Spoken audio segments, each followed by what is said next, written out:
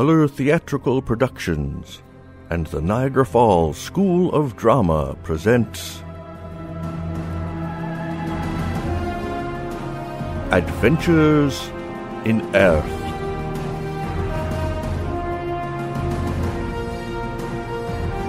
Written and directed by Colin Sears. Episode 1. Quest for the Carrig Bywid. Part 1.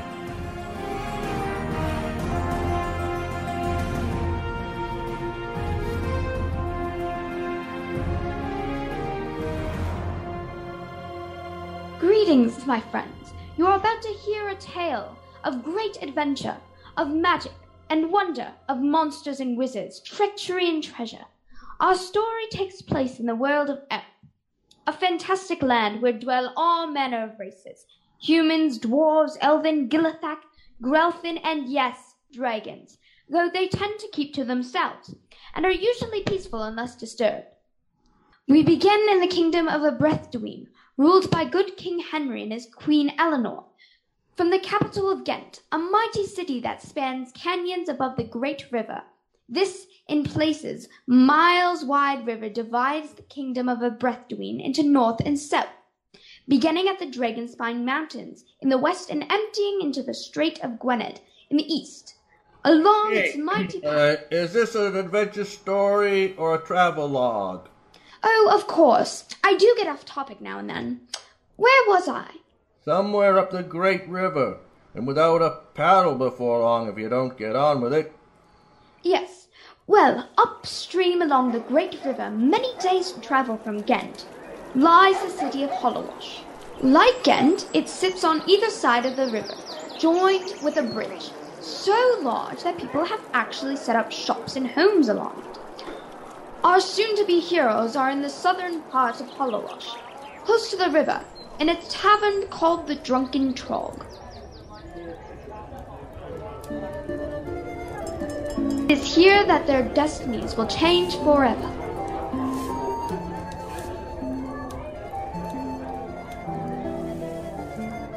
And that's when I took my hammer and broke his kneecaps. Both of them? In one blow, the knobby-kneed git. That must have hurt something awful. He deserved it. You should have heard what he said to Jax. That bad, huh? It was about the worst thing you could say to someone of Jax's, stature. Bearing! Someone of such noble bearing as mine. Of course. Everyone knows dwarfs from Dragonspine Mountains all have gold running through their veins. Are you mocking me? You'd best not be mocking me. Dear Jax, that was the farthest thing from my mind. Yeah, we've all been friends for far too long to think anything but the best of each other. That's right, and that's why together we're going to become the greatest adventurers Hollowash has ever known.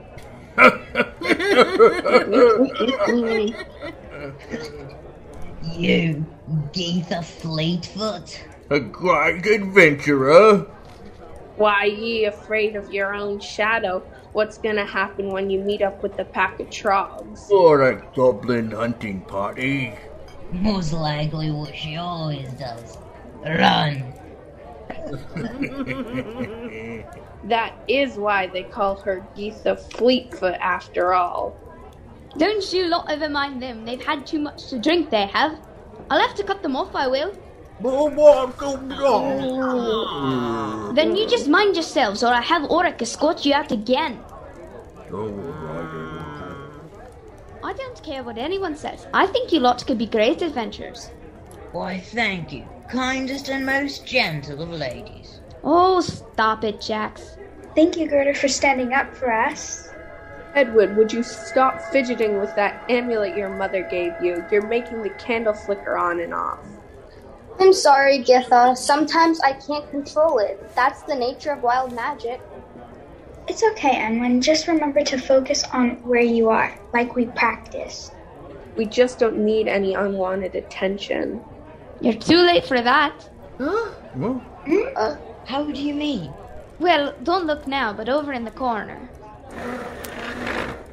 I said not to look. Who is that person in the cloak, sitting in the darkest corner of the tavern? A little overdramatic, aren't they? She comes in here once in a while. Always sits in the same place. What if someone else is sitting there? Oddly, there's never anyone there when she arrives, even if they were there earlier. When she comes in, they're at another table. Who is she? And why does she seem to be looking at us? She's from Gwynedd by her accent, and she's been watching you for weeks now. Why didn't you mention it until now? I wanted to, but until today, it always slips my mind. Greta, stop dallying with your friends. I've got orders out.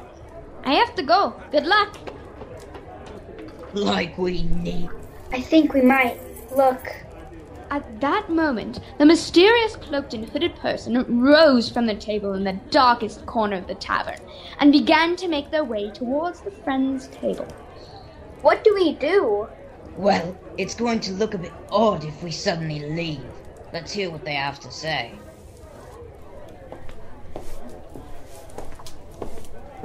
Good afternoon. Would you mind terribly if I were to join your table? Okay. I guess so. Yeah. Why do we just say yes like that? I don't know. I wanted to say no. Yes, how odd. I was quite happy to let her sit and join us. A very astute young woman. You must be Cora Moonstar. That would make this young lady Enwyn Silverspring. Yes, that would make sense. You are of the Elven. That means this young woman is Geetha Fleetfoot.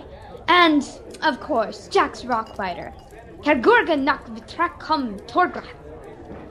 One who speaks Dwarfish, and with such eloquence, must be of high standing to receive such education. Tormagorgun no kantik voton.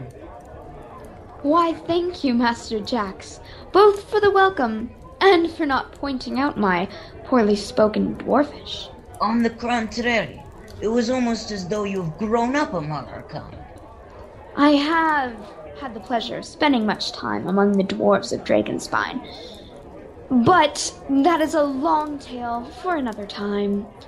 My name is Gonwyn ap Magog, sometime advisor to King Daffyd of Gwynedd. I thought that accent sounded familiar. Ouch, what was... I have been watching you lot for some time now. Not creepy at all. You four are just the sort I've been looking for. And what sort would that be? Young adventurers out to prove themselves, show the world that they are as daring and capable as any seasoned band of heroes. You got that impression just from watching us? I'd say she's very observant. That, and I asked around a bit. If you are interested, I may have an errand for you to perform for me. A quest, if you like. A quest? How exciting, a quest? She said errand originally. Shh. What manner of quest do you demand of us, Gwynedd ap Magog? And more importantly, how much does it pay? The quest is simple. I will pay you handsomely should you succeed. There is no question that will succeed. That's the spirit, my good dwarf. Now, all I need for you is to retrieve something for me. We're not thieves, Madam Magog, if that's what you're asking of us. Speak for yourself. Anyway, she said retrieve. That means we're getting it back for her. Who has it? Githa's almost right, Cora. And please, call me Gonwyn. That goes for all of you. Think of me more as a patron than an employer. Very well, Gonwyn. What is it you wish for us to retrieve, and from where? Both easy questions to answer. I would like you to bring me the Carrig Bywood from the ruins of the temple monastery of Abella. Abella, the goddess of light, the goddess I serve. Isn't that a coincidence? Not really. That was one of the reasons I chose you for. Only a servant of Abella may retrieve the Stone of Life from its resting place. And I take it you are not a servant of Abella? I have served many my time, men and gods, but no, not a Bella.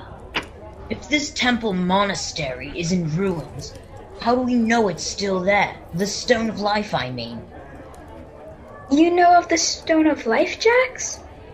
It is a legend among my people. The temple monastery of Abella was located on a river that separated the forest of Grell and Northwood.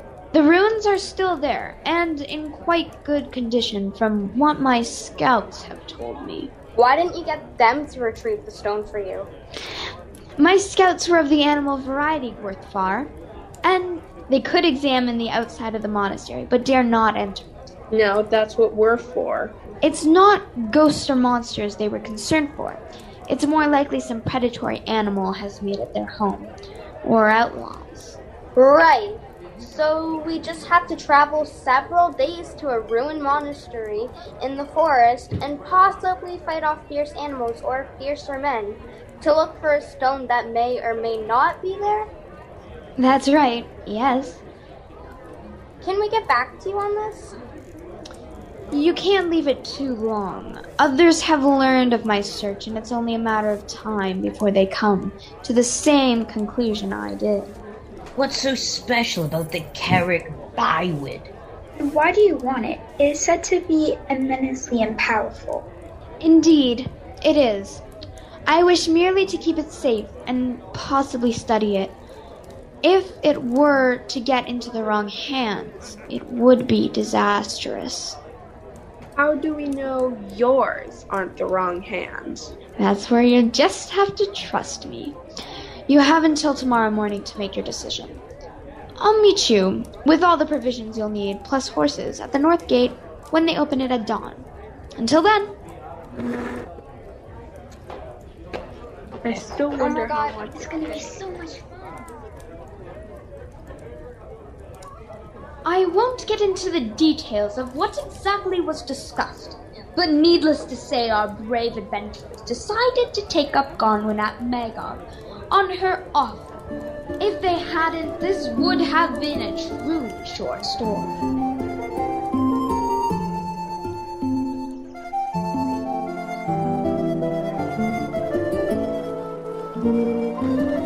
Hoy, you, Fleetfoot. What is it, Conrad? Just where do you think you're going this time of the morning? My friends and I are leaving the city. Is there a problem with that? Probably. If Githa Fleetwood is heading out of town at first light, it's likely she's in trouble again. Well, she's not. We've been given a quest.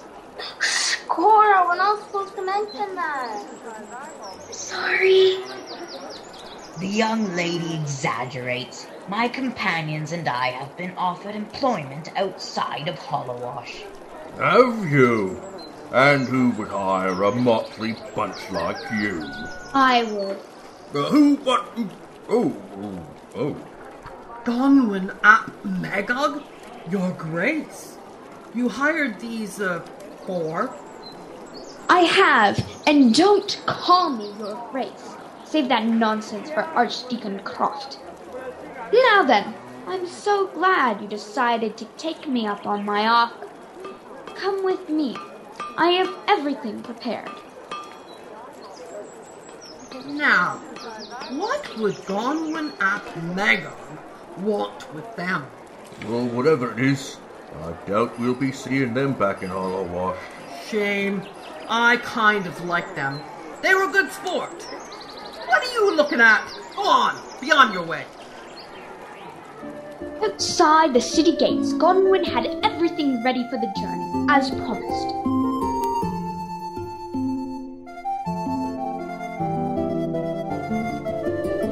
There you are. 4 horses, a pack pony, and all of the provisions you should need for the journey.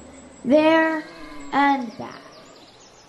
And just how am I supposed to ride a horse? Got a special saddle. Look, there's even a small rope ladder to help you climb up. That's not what I meant. Although that is a convenience, I've never ridden a horse. These horses are well trained and have been matched to the capability and temperament of the rider. Look, this one came right up to me. She's nuzzling my neck. That tickles. They've agreed to help you on your quest. How do you know? Did you ask them? A druid friend of mine did. These fine beasts have come all the way from Gwynedd. Ooh, what are their names? Since none of you can speak the language of horses, they are agreeable to whatever names you wish to give them. Within reason, of course. I shall name you Fantasia. I think she likes it. I'll call mine Jade. How about Gerald? No? What about Skip? What? That was my favorite dog's name when I was a child. All right then. How about Akon? That was my grandfather's name. I shall call you Starbjorn, after the great dragon. You seem all set then. There's a map in your pack. You'd best be on your way if you wish to reach Balltown before dark. Wait, you're not coming with us? No, Gwerthfar. I have many pressing matters to attend to. I chose the 4 of you for your resourcefulness and independence. I have every confidence in you. Plus, I've placed a few items in your packs to help you along. I'll see you in a fortnight.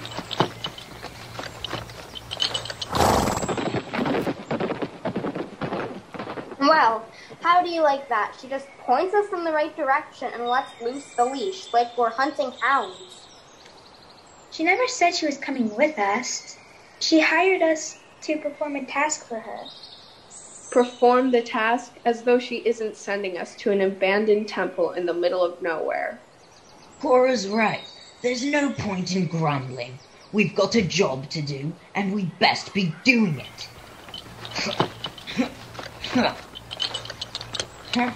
So this is how you see the world. I like it. Wonderfully comfortable, too. Come along, Starbjorn. Let's be on our way.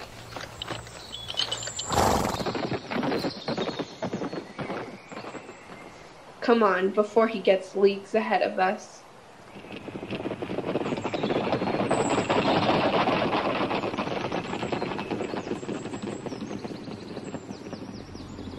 And so the quest for the Carrig Byward began.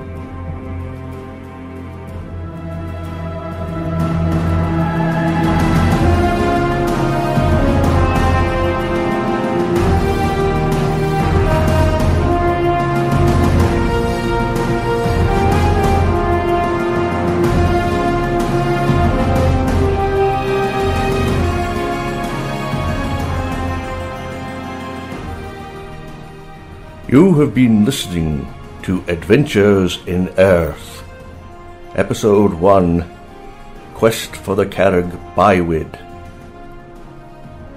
In Part 1, you heard Sophie Corkum in the roles of Bray Golden Tongue, the narrator, Gerda and Gonwyn ap Magog, Preston Costantini in the roles of Jax and Morth, Samantha Pisano in the roles of Getha Fleetfoot and Lars, Jenna LeBlanc in the role of Enwyn Silverspring, Kalia Umaquit in the role of Cora Moonstar, Laurie Sears in the role of Nanya, and Colin Sears as the disgruntled listener, Rolf, Bram, and Conrad. Music is from freeplaymusic.com. The announcer was Colin Sears. The producer was Laurie Sears and Colin Sears. Adventures in Aerth was written and directed by Colin Sears.